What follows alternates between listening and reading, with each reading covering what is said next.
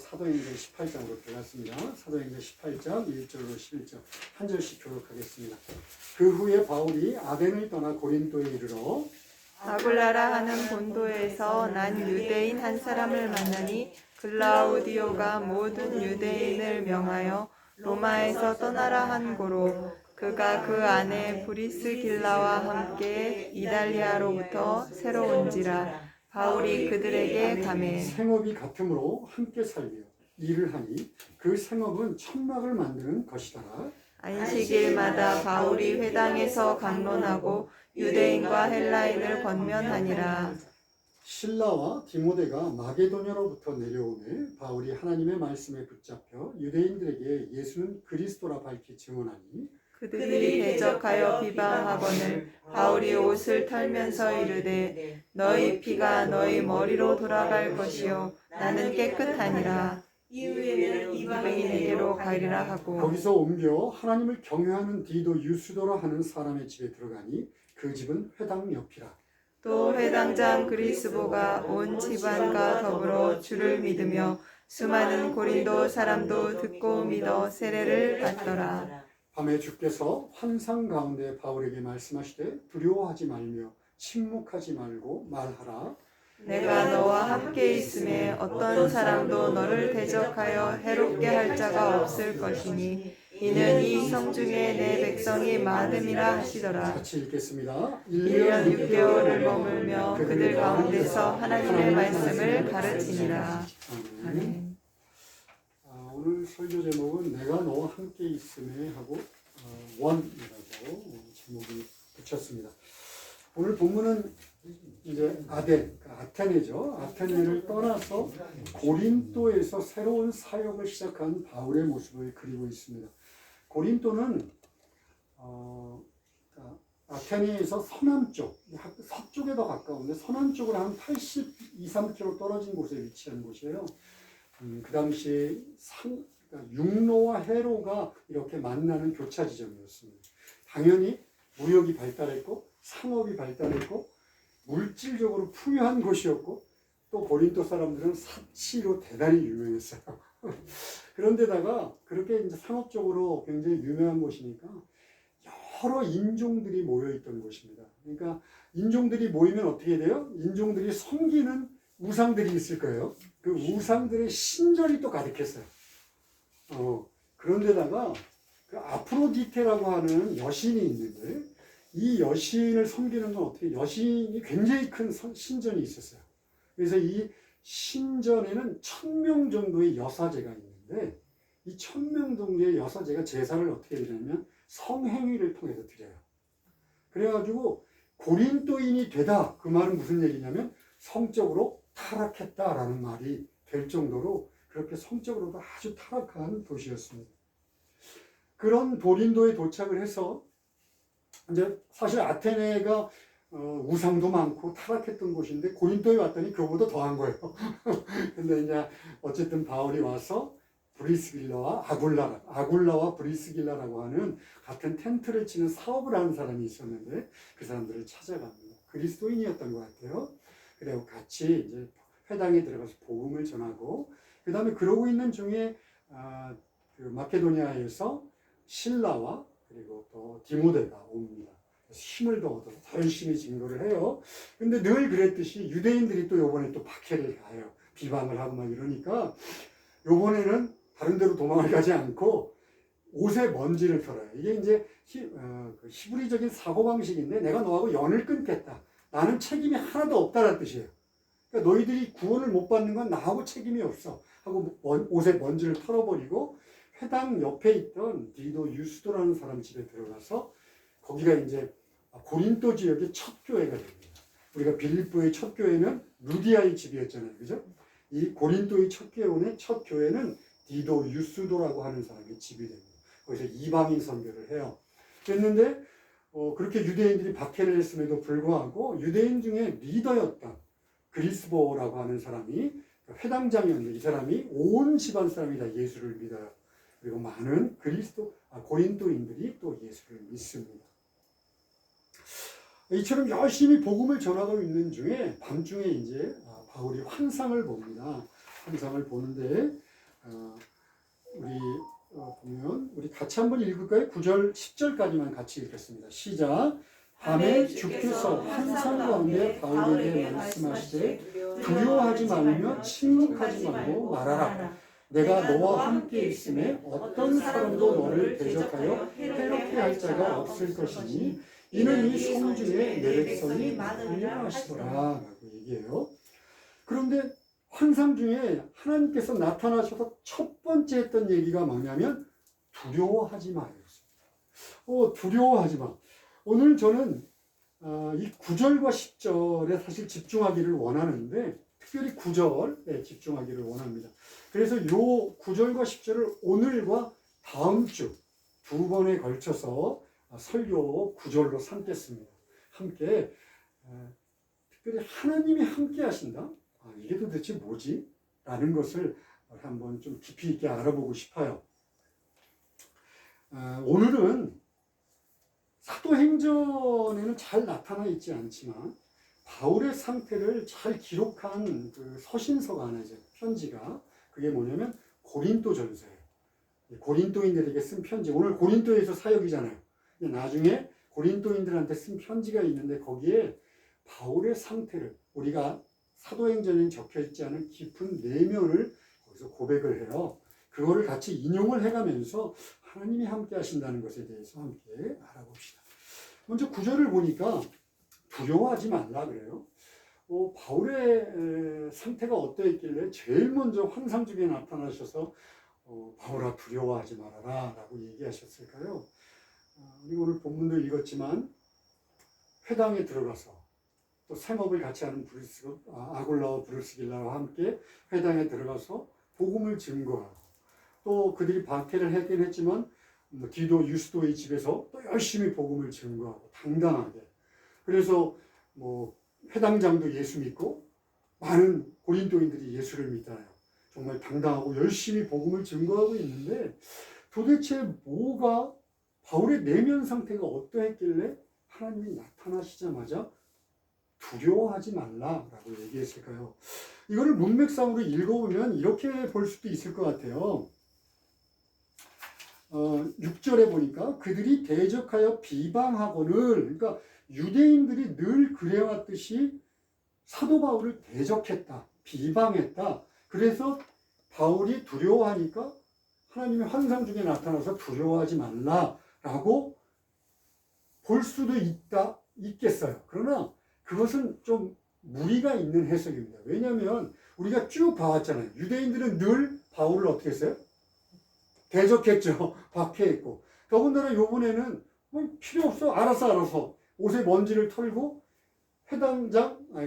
디도 유스도 집에서 지금 이방인을 대상으로 복음을 증거하려고 당당하게 증거하려고 있는데 유대인들의 박해가 특별해서 갑자기 밤중에 하나님이 나타나서 환상 중에 두려워하지 마 이렇게 막 격려할 만큼 그렇게 유대인들을 두려워했던 것 같지는 않아요. 그렇다면 어떤 상태에 있었길래 바울의 어떤 상태에 있었길래 하나님은 환상 중에 일부러 나타나셔서 바울에게 두려워하지 말라라고 말했을까요? 이거는 단순한 두려움이었던 건 아닌 것 같아요. 우리 고린도전서 2장 3절 아까도 얘기했지만 자신의 상태 고린도에 도착했을 때 자신의 상태를 잘 드러내고 있는 고린도전서 2장 3절에서 이렇게 얘기합니다. 내가 너희 가운데 거할 때에 약하고 두려워하고 심히 떨었다라고 얘기해요. 여러분 기억하시나요? 성경에서 2번 반복하면 강조입니다. 그죠? 근데 여기는 약하고 두려워하고 심히 떨었다라고 3번이나 반복해요. 그러니까 우리들 보기에 우리가 성경을 이렇게 읽다 보면 아무런 문제 없이 복음 잘 증거하고 전도사역 열심히 하는 것 같은 바울의 심리 상태가 지금 뭔가 이유를 알 수 없는 깊은 두려움에 사로잡혀 있다는 것을 알 수 있어요. 그가 이처럼 두려움에 빠진 것들에 대해서 많은 주석학자, 그러니까 성경을 해석하는 신학자들이 이거는 원인이 어디에 있냐면 아테네에서의 사역의 실패에 있어 라고 얘기합니다.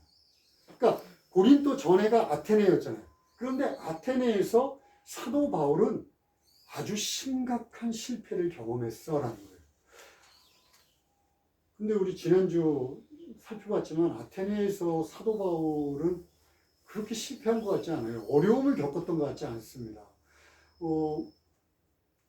회당에서 또 장터에서 아레오파고스에서 아테네 사람들한테 열심히 복음 증거했잖아요. 그죠? 또 이방인들이 뭐 이렇게 돌을 던진다거나 박해를 했다는 것도 없어요. 물론 조금 조롱하긴 했어요. 근데 그건 뭐 아무것도 아닌 거예요. 그리고 오히려 아주 유대인들도 사도 바울을 박해하지 않고 대적하지 않았습니다. 그러니까 어떻게 보면, 그런데다가 또 적긴 하지만 열매도 있었어요. 사도 바울의 선교 여행 중에서는 아주 평안한, 아주 평온한 선교 여행이었단 말이에요. 그런데 왜 그는, 사도 또 주석학자들은 아테네에서 엄청나게 어려운 실패를 경험했다라고 얘기하는 걸까요? 여기에 대한 대답도 여기서 보면, 죄송합니다. 고린도전서 1장 2절에서 찾을 수 있을 것 같아요.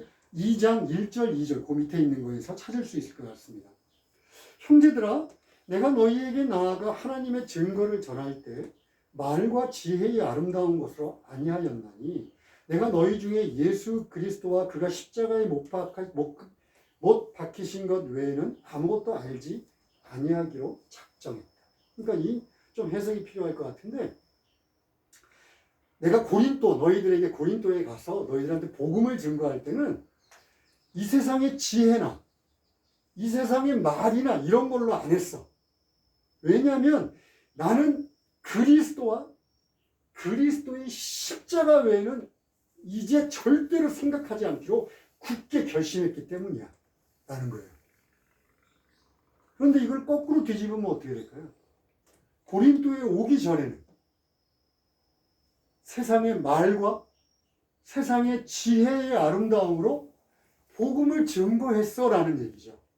그렇게 복음을 증거하고 났더니 이어지는 3절에 우와, 그 상태, 그 결과 나는 완전히 실패했고 내 안에 뭔가 말도 안 되는 실패감을, 좌절을 느꼈고, 그래서 너희들에게 갈 때는 너무 약하고 두렵고 심히 떨렸다 라는 거예요.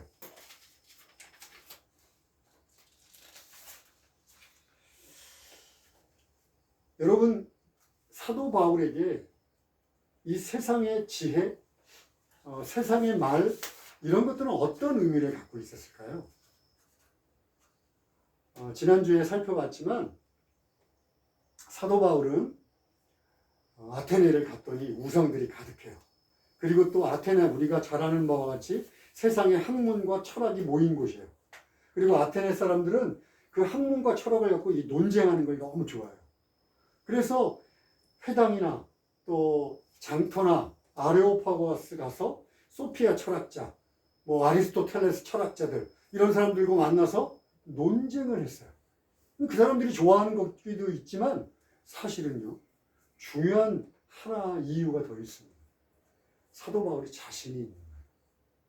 왜 자신이 있는지 아냐면 사도 바울이 두 가지 자신 있게 그러니까 사도 바울 그러면 나는 요 두 가지가 딱 나를 형성하고 있어 라는 것이 있어요. 그게 뭐냐면 사도행전 22장에 나온 대로 철저한 율법주의자인 유대인이라는 거 하나, 그 다음에 다소 출신의 가마리엘 문화에서 공부했다는 거 하나. 이 다소라는 것이 굉장히 중요한데, 다소는 그 당시 로마의 식민지 중에 학문이 제일 뛰어난 곳이었어요.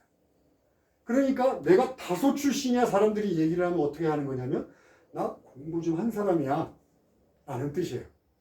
그러니까 사도 바울이 22장에서 사도행전 22장에서 나는 다소 출신의 가마리엘 문화다 그러면 공부하는 출신 배경에서 그런 출중한 세계관과 학문적 지식을 갖고 있고, 또 가마리엘, 이 가마리엘이라고 하는 사람은 어떤 사람이냐면 유대인 중에 제일 학문이 뛰어난 사람이에요. 그 사람 밑에서 공부한 사람이야. 그러니까 사도 바울이 그래? 너희들이 이 세상의 지혜와 말들, 수사학과 언변으로 이렇게 하는 걸 좋아해? 알았어. 내가 거기에는 특기가 있지. 알았다. 그리고서 그들의 말과 그들의 수사학과 그들의 철학과 그들의 지혜를 가지고 하나님을 증거해서 변하게 만들려고 했던 거예요. 그런데 이건 틀렸습니다. 하나님의 방법은 그게 아니에요. 그때까지 몰랐어요. 사도 바울은 자기의 장기니까, 자기가 정말 잘하는 분야니까 그걸로 사람들을 설득시킬 수 있다고 생각했어요. 그런데 고린도전서 1장 19절에서 21절 나중에 고린도에서 선교를 하고 고린도에서 그것들을 다 겪고 난 다음에 깨닫게 된 거예요. 기록된 바 내가 지혜 있는 자들의 지혜를 멸하고 총명한 자들의 총명을 폐하리라 하였으니 이게 하나님이십니다. 하나님이 이 세상의 지혜와 총명을 다 폐해버리겠다는 거예요. 지혜 있는 자가 어디 있느냐? 선비, 공부한 자들이 어디 있느냐? 이 세상의 변론가, 아테나와 같은 그런 철학자들이 어디 있느냐? 하나님께서 이 세상의 지혜를 미련하게 하신 것이 아니냐? 하나님의 지혜에 있어서는 이 세상이 자기 지혜로 하나님을 알지 못하고 하나님께서 전도에 미련한 것으로 믿는 자들을 구원하시기를 기뻐했다. 이게 아테네에 있을 때는 몰랐어요. 완전히 실패하고 망가지고 난 다음에 고린도에 와서 심히 두렵고 떨린 상태에서 복음을 증거하면서 깨달은 거예요. 그리고 스스로에게 얘기하고 있는 거예요. 봐봐. 이 세상의 지혜나 학문이나 철학으로는 하나님을 전해서 그들을 설득시킬 수 있는 방법이 없어. 내가 사실은 내가 갖고 있는 자랑거리였던 지혜를 가지고 그들을 설득시키려고 했는데 내가 어리석었어. 야, 절대로 이 세상의 학문과 철학으로는 하나님을 알 수 있는 방법이 없는 거야. 미련해 보이더라도 그리스도와 그리스도의 십자가 외에는 하나님을 알 수 있는 방법이 없었던 거야. 내가 얼마나 어리석었던지 라고 고백하고 있는 거예요. 스스로. 아까도 얘기했지만 사도 바울은 자기에게 얼마나 이것이 자랑거리였는지 몰라요. 예수를 믿고 난 다음에도 가는 곳마다 자신의 그 훌륭한 학문, 세계관, 철학적인 사고방식을 가지고 예수를 믿었음에도 불구하고 그것으로 많은 자들을 격파시켰어요. 그러나 복음을 믿게 하는 방법. 잘 들으세요. 논쟁을 해서 이길 수는 있지만 그들이 하나님을 알고 복음을 받아들이게 할 수 있는 능력은 없다는 것을 철저하게 깨달았어요. 저는 오늘 사도 바울의 이런 실패 그리고 깨달음, 사도 바울도 완성된 사람이 아닙니다. 아테네와 고린도 제2차 전도여행을 할 때 이미 완성체가 아니라 계속 신앙이 성장하는 과정 속에 있던 분이에요. 그러니까 그런 실패, 깨달음, 그리고 고린도에서의 신앙의 성장, 이걸 통해서 우리들도 꼭 두 가지를 알았으면 좋겠습니다.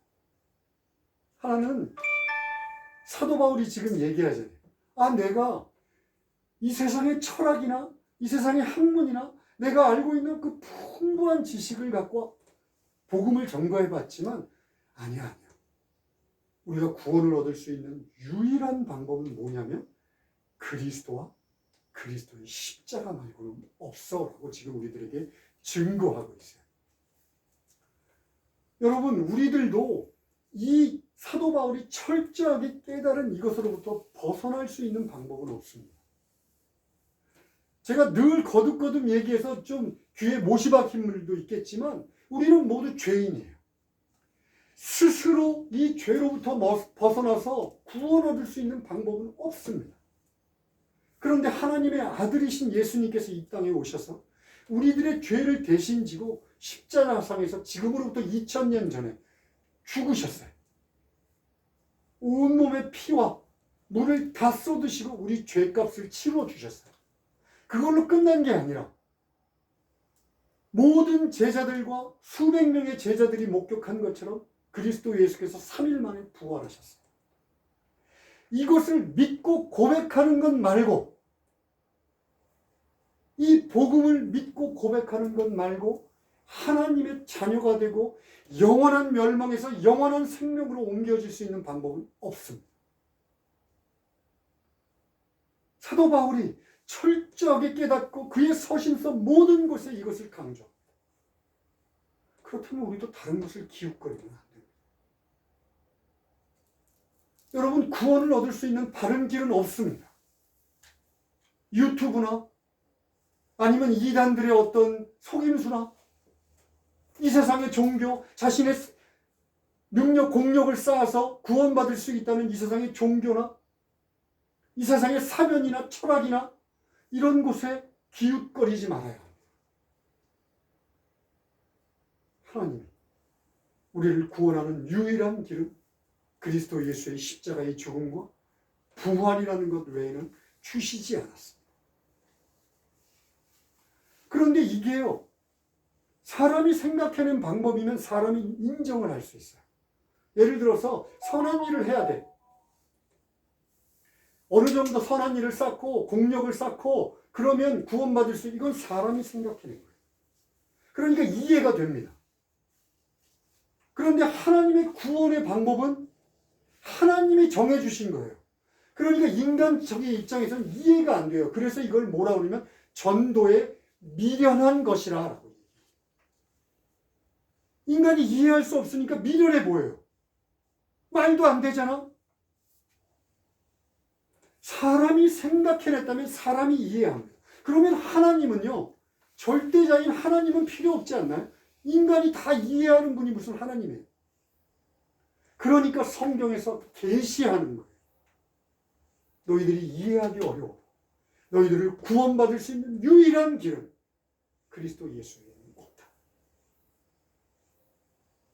그래서 믿음이 없으면요, 다른 데 기웃거리지 말고요, 믿음을 달라고 기도해요. 하나님, 믿게 해주십시오. 왜냐하면 그것도 약속되어 있기 때문에 그래요. 믿음이 없는 자가 믿게 해달라, 믿음을 주십시오라고 기도하면 하나님이 절대로 외면하지 않겠다. 그에게 믿음을 주고 상을 주겠다라고 하나님이 약속하십니다.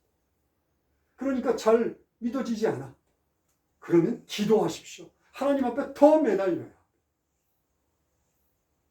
또 하나, 그토록 자신이 의지하고 또 자신만만하다는 것들이 무너지는 것을요, 두려워하지 마세요. 좀 이상하지만 그때 하나님을 만날 수 있습니다. 그때. 아까도 얘기했지만 사도 바울이 자신의 생각과 자신의 말과 이 지혜로운 지혜의 아름다움을 버리는 것은요, 쉬운 게 아닙니다. 왜냐하면 사도 바울의 정체성이에요. 그게. 사도 바울이란 인간을 구성하고 있는 아주 중요한 기둥이에요. 하나는 유대인이라는 것, 하나는 학식이 높은 지혜로운 자. 유대인이라는 것은 예수님 만나고 나서 깨져버렸어요. 아, 나만 구원받는 줄 알았는데, 유대인만 구원받는 줄 알았는데, 유대인만 율법을 지키면 구원받는 줄 알았더니 하나님이신 예수님을 만나고 나니까 아니야. 하나님의 은혜로 그 믿음으로 고백한 자들은 다 구원받네? 라는 것으로 철저하게 깨져버렸어요. 그러나 예수 믿고도 사도 바울에게 남아있는 것은 이 학문적인 지혜였어요. 끝까지, 아까도 얘기했지만 가는 곳마다 절대로 꿀리지 않는 폭넓은 학문의 지식을 갖고 있었어요. 그리고 그것이 복음을 증거하는데 자신의 능력이라고 생각했어요. 완전히 머릿속에 달달달 외우고 있는 성경의 지식들, 깊은 성경의 묵상들, 그런데 그것이 아무런 의미가 없다는 것을 깨달았어요. 자신의 정체성 전체가 거부당한 거예요. 여러분, 많은 사람들이 자신의 정체성을 뭔가 특별한 것으로 꾸미고자 합니다. 돈, 명예, 젊었을 때는 젊음, 아름다움, 가족 관계. 그래서 얼마나 나 이 사람도 알고 저 사람도 알고 인맥을 그렇게 자랑하는지 몰라요. 그게 자기 정체성이기 때문에. 아까도 우리 은정자매가 얘기했지만 명품 백. 그걸 왜 자랑합니까? 그게 자기 정체성입니다.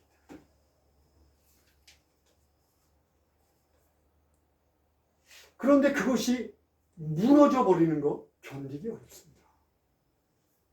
관계가 끊어져 버리는 거 견디기 어렵습니다.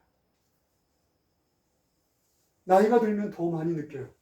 시간들이 너무 빨리 지나가면서 사람들이 죽기도 하고 관계가 끊어지기도 하고 내가 모든 것 다 할 수 있을 것 같은 혈기왕성한 힘, 능력 이런 것들이 없어져 버려요. 너무나 허무합니다. 자신을 여태까지 꾸미고 있던 것들이 거부당해요. 무너져 버리는 거예요. 우리도 견디기 어렵잖아요. 사도 바울이 지금 이런 것을 겪고 있어요. 근데 그때 여러분 두려워하지 마십시오. 특히 예수 믿는 사람들은 두려워하지 마십시오. 이 세상의 것들이 끊어지는 순간 하나님이 보입니다. 여러분, 세상에 자기를 감싸고 있는 자신의 정체성이라고 착각하고 감싸고 있는 것들이 너무 많으면요, 그 너머에 계신 하나님이 안 보입니다. 안 보여요. 이 세상에서 소근거리는 속삭임들이 너무 시끄럽고 크면요, 하나님이 내가 너와 함께한다 두려워 말라 들리지 않습니다. 하나님이 강제적으로든 아니면 삶의 흐름으로든 우리들이 그런 소음들에 차단되고 우리 눈을 가리고 있던 수많은 가짜의 정체성들이 무너져 내리는 순간 늘 계시던 하나님이 눈에 보입니다. 늘 나와 함께 하시는 하나님의 음성이 내게 들립니다. 여러분, 이럴 때 창조의 목적대로 우리가 회복되는 거예요. 창조의 목적대로. 하나님이 보시기에 좋았더라. 이야, 보시기에 좋았더라 라고 했던 그 창조의 목적대로 우리가 회복되는 겁니다. 참 기쁨이 뭔지 알고, 사는 의미가 무엇인지 알고, 내가 왜 평안해야 하는지, 내가 저것들로부터 정체성을 지키려 했던 그것들이 얼마나 거짓된 것인지 영안이 열립니다. 그런데 여기서 꼭 두 가지를 짚고 넘어갈 게 있어요. 여러분, 그러면 모든 삶의 어려움을 겪은 사람은 다 하나님을 찾습니까? 예수 믿는 사람들 중에서도 내가 지금 어렵고 힘들어. 그러면 다 하나님의 음성이 다 들립니까? 하나님의 눈에 보이나요? 아니요. 내가 내 것이라고 생각되는 그것을 붙잡고 있는 한, 내가 그것을 꽉 붙잡고 있는 한, 놓치기 싫어서 안절부절하고 있는 한, 하나님이 주시는 걸 받을 수 없어요. 하나님이 주시는 건 내가 손을 놓을 때입니다. 내가 손을 놓아야 할 때 하나님이 주시는 걸 받을 수 있어요. 내 삶이 허무했던 것들을 깨닫고 나를 감싸고 있던 가짜들이 사라져 나가는 것을 보면서 그게 안타까워서 그것을 꽉 붙잡고 있는 한 하나님이 주시고자 하는 건 잡을 수 없어요. 놔야 합니다. 저것들이 거짓이지. 또 하나. 여러분, 오늘 바울이 말씀을 통해서 오늘 본문과 고린도 전서를 통해서 얘기하잖아요. 이 세상의 것들로 너의 정체성을 삼지 마라. 네가 진정으로 원하고 진정으로 의지하는 것이 무엇인지 분별해서 정말 중요하고 정말 너의 인생을 전부 걸 수 있는 것에 너를 올인해라 라고 지금 얘기하잖아요. 꼭 우리가 경험해 봐야만 합니까? 하나님이 이렇게 강조해서 사도 바울이 철저하게 심히 떨리고 두렵고 약했다라고 자신을 고백하면서 우리들에게 얘기하는 거예요. 우리가 적당히 예수 믿고 적당히 대충 예수 믿고 세상의 거 한 손으로 잡으려고 하고 적당히 신앙생활 하다가 결국 무너져 봐야만이 이것을 경험할 수 있는 겁니다. 아니잖아요. 여러분, 신앙생활에서 적당히 대충 없습니다. 왜 없는 줄 아세요? 하나님이 절대로 적당히 우리들을 사랑하지 않으세요. 하나님이 절대로 대충대충 너희들을 구원하겠다 말하지 않습니다. 하나님은 자신의 전 존재를 거셨어요. 우리들한테. 생명과도 같은 자신의 독생자를 우리들에게 주셨어요. 희생제물로. 로마서 8장의 말씀처럼 자기 아들을 주신 분, 아끼지 않고 주신 분이 어찌 그 모든 것을 우리에게 주시지 않겠냐 약속하십니다. 올인하시는 분이에요. 올인하시는 분. 당연히 그 올인하시는 분은요, 우리들에게 올인을 하기를 원합니다.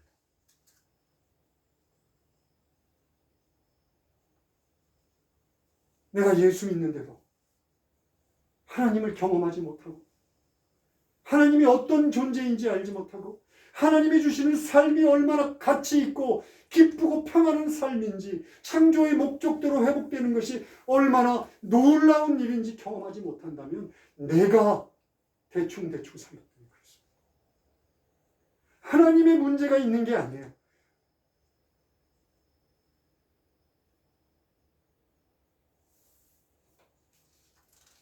말씀을 마무리하겠습니다. 이사야서 49장에 너를 낳은 어미라도 너를 잊어버리겠지만 나는 너를 잊지 않겠다. 내 손바닥에 너의 이름을 새겨서 내 손바닥에 너의 이름을 새겨서 기억하겠다. 하나님, 너를 낳은 어미도 사정에 따라서 너를 잊을 수 있어. 그런데 나는 너를 절대로 잊지 않겠다. 내 손바닥에 너의 이름을 새겨서 늘 보며 기억하겠다라고 얘기합니다. 하나님은 그 정도 우리에게 자신의 전 존재를 거십니다.